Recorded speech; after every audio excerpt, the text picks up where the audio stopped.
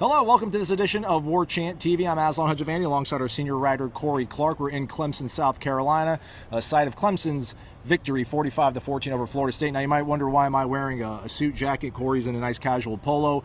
Obviously I'm trying to compensate for Corey's knowledge by trying to look well, but also, Corey, do you realize the last time I honestly wore this blazer was January 1st, I think, 2018. It was actually the last time that Clemson lost. It was the Sugar Bowl game in the playoff against Alabama. I was hoping in Dallas, I think, right? No, it was in New Orleans. It was the Sugar Bowl. I was right. hoping to bring some good juju, but apparently, no, Clemson is still winning. No. They're not losing, and what we were hoping for, maybe the Florida State fans, I think some of the folks who maybe cover the team as well, is that the embarrassing loss from last year would kind of maybe be a thing of the past. Say what you will about the first 5 games of this season. There's been highs and lows, right? But there hasn't really been embarrassment. That changed Saturday. I think my take on this game is I do think in a weird way Florida State's gained on the rest of the conference from what I've seen. Clemson's still years ahead. And that's not a good thing because that's who Florida State measures itself against. Florida State doesn't measure itself against the NC States and the Louisvilles of the world. It just doesn't. That's not what these kids come to Florida State for. That's not why you signed up for Warchant. That's not why you write for Warchant. Florida State's supposed to be at that level, and they're nowhere close right now. And you need to take steps. So right now their step is, okay, let's get better than NC State. Let's get better than Louisville. Let's compete with Virginia for crying. Maybe we can beat Syracuse and Wake.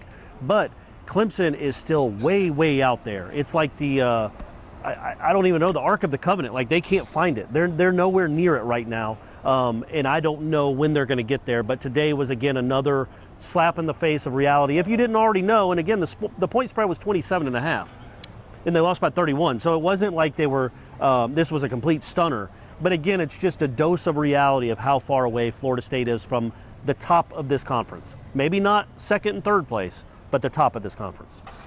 Is it fair to not maybe expect more, though? I mean, they strung together the victories in the conference for the first time, back-to-back wins at least since 2016, to not come and basically have the game be over by the end of the first quarter. No, and there's no moral victories, and I certainly, that wasn't what I was saying, is that this is a moral victory. It was an embarrassment. Last year was an abomination. This year was just a humiliation. So you're making baby steps. You're going from abomination to a humiliation.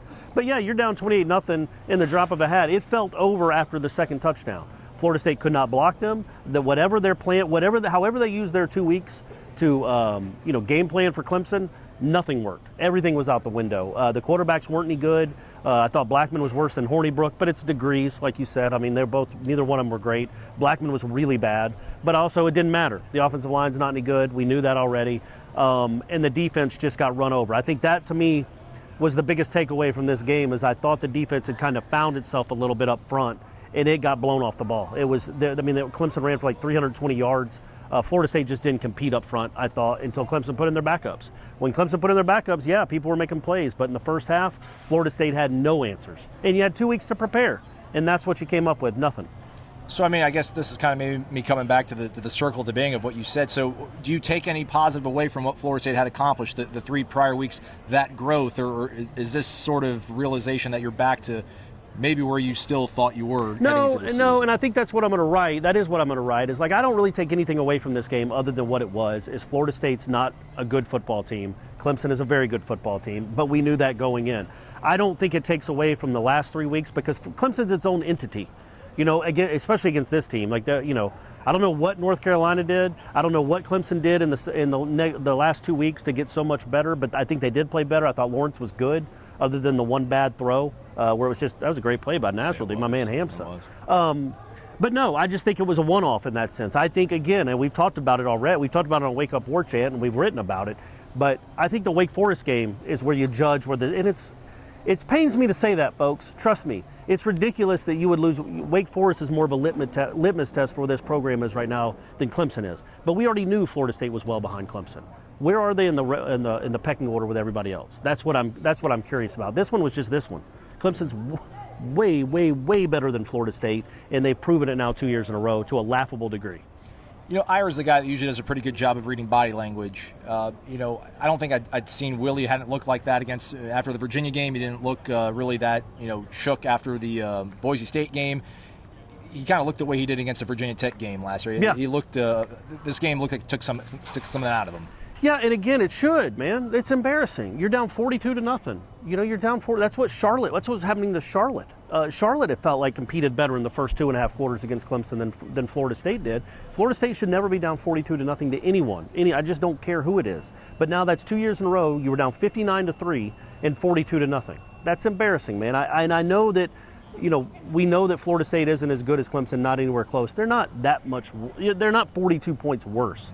They're just not. But Clemson was better coached, they're better prepared, they played harder. I just don't understand what happened. You would have thought Florida State over the last 3 games would have built up some confidence defensively, where at least they're going and attacking people and being physical up front. They were on their heels the whole game until the backups came in. Then all of a sudden they're firing, and then all of a sudden they're making plays in the backfield. But when the starters were in there and Lawrence was in there, they got pushed around, man. They got pushed around like it was Boise, and they got pushed around like it was the second half against Louisiana Monroe. Like they looked like that defense again. That to me is a concern. But I also chalk it up to it's just Clemson, man. No, I didn't expect much out of this game. It would have been really nice for them to compete. You are allowed to play up to your competition. Willie said that earlier this week, that he had a fear that sometimes they played up to their competition and played down to their competition. No, man, they didn't play up. They don't play up to their competition at all. When they play good teams, they've proven it for the most part over the last 18 games, they get obliterated, especially this team. This team just flat out owns Florida State to a laughable degree. They're dancing in their face. On the pick 6, a guy got right in Trayshawn Harrison's face. He got a flag for it, but was just doing this little dance, literally for 5 seconds, right in his face, and wouldn't let Trayshawn Harrison move. Just, how's that look, by the way? Is that pretty good? I'm jealous. It's like the puncher, just punching okay. up. So that's what when you look at this game on the whole, that's what to me is the most disappointing. I didn't expect the offense to do well. It could have done better than they did. That was awful too. Quarterbacks didn't play well. Blackman missed a couple easy throws.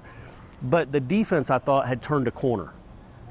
Now I'm really interested in what happens at Wake, because, again, Wake is a whole different entity than Clemson. But this game was just a train wreck from start to finish. And you can't excuse 42-0. I know the final was 45-14. It's awesome they scored some touchdowns late. It was 42-0 when it mattered, when they pulled Lawrence from the game. It was 42-0. And last year when they pulled guys from the game, it was 59-3. That's embarrassing. That can't keep happening. You can't get used to this. If you get used to this, that's when you know you're in real trouble. And so, yeah, I thought Willie Taggart was genuinely stunned with how poorly his team played. Maybe he shouldn't be, but I thought he was genuinely stunned with how bad they were. The last thing for me to ask you, Corey, really is just the fact that, you host a wildly popular podcast. You write columns and stories throughout the week, and you always talk about how difficult it is to not be sort of a prisoner of the moment and look at this team, fluctuate on a week-to-week basis with the emotion. So for you, it's just look ahead to Wake. Wake will tell us a lot about what this team's fortunes will be, at least for 2019. Yeah, I mean, they have 6 games left. They're going to be a prohibitive underdog at Florida for sure. And I have a feeling after watching this, and I know we're 6 weeks away, we'll see what happens. I think it could look a lot like this. I just, the Florida defense is good, man, and this offense did not answer the bell against a good defense at all. Didn't come close. So that wasn't a good sign. But I think these next 5 games are going to tell us everything. You can get to 7 wins. You can win 4 of these 5. You can win all 5. This isn't Murderer's Row, for crying out loud. It's Snuggy Hill. You can go out there and beat Wake Forest at Snuggy Hill. That's not asking the world. But if you play like this, where you're just completely on your heels and you don't really compete for a good stretch, man, that's bad news. But I also don't expect that. I really don't. I think you're talking about prisoner of the moment, being too reactionary. I do think this is kind of a one-off. I'm not going to judge this season based on the Clemson game. I'm just not. None of us expected them to compete with Clemson this year anyway. Now, you're allowed to upset people, and you're allowed to play well when you're not supposed to. Look what happened in Athens. That team was a really big underdog, too, and was on its 3rd-string quarterback. It found a way to win. It wasn't down 28-0 at half. So I'm not excusing their performance, but I judge it almost on the other 11 games. You knew when this season started, they were 0-1. You knew it, and you knew it was probably going to be a big score. So that's washed away. You're now halfway through the season. You're 3-3. I thought they'd be 4-2 at the halfway point, which they probably should be.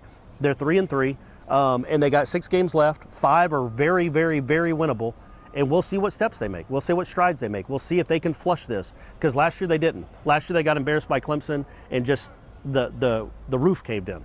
That's the crazy thing, right? They're 3-3. Like, we've had this loss penciled in for so long that it's like, hey, there it is. We know it's coming. Here it is. Right, but it's just when you see it. When you see it, it's easy on Thursday to say, look, guys, they have no chance. They're not going to win. But when you see it play out when you're down 28-0 and you've been outgained, whatever it was, 390 yards to 60, man, that's embarrassing. It's just embarrassing. But it's one game. and you kind of thought you were going to get embarrassed anyway. It doesn't mean it's an embarrassing team. It doesn't mean it's going to be an embarrassing season. But for this one game against this really good team, Florida State was embarrassed. And we don't know what the quarterback situation is going to be. Yeah, I mean, nobody really asked Willie about it. It was kind of a really hectic sort of thing, but that's not an excuse. We didn't do our job. I didn't do my job. Well, I wasn't calling you out, man. I was just saying, and I don't think Willie would have answered it anyway. Right. Well, but I would say when you watch that game, it was the least of the problem. You know, exactly right. They weren't going to win if they had Jameis at quarterback. But I do wonder moving forward what they're going to do quarterback-wise. And I just thought Blackman was so bad today, and I don't think he's a bad quarterback. Yeah. Quarterbacks have bad days, but he was really bad today, and I wonder how that's going to affect their decision-making with that position moving forward. Post-game reaction from Janaris Robinson, Kalen Layburn, his first career touchdown. Congrats to him, as well as Marvin Wilson, up on YouTube. Corey will have a story and a column to follow, I imagine, right? Indeed. Check it out over on Warchant.com. He's Corey Clark. I'm Aslan. Thanks for watching.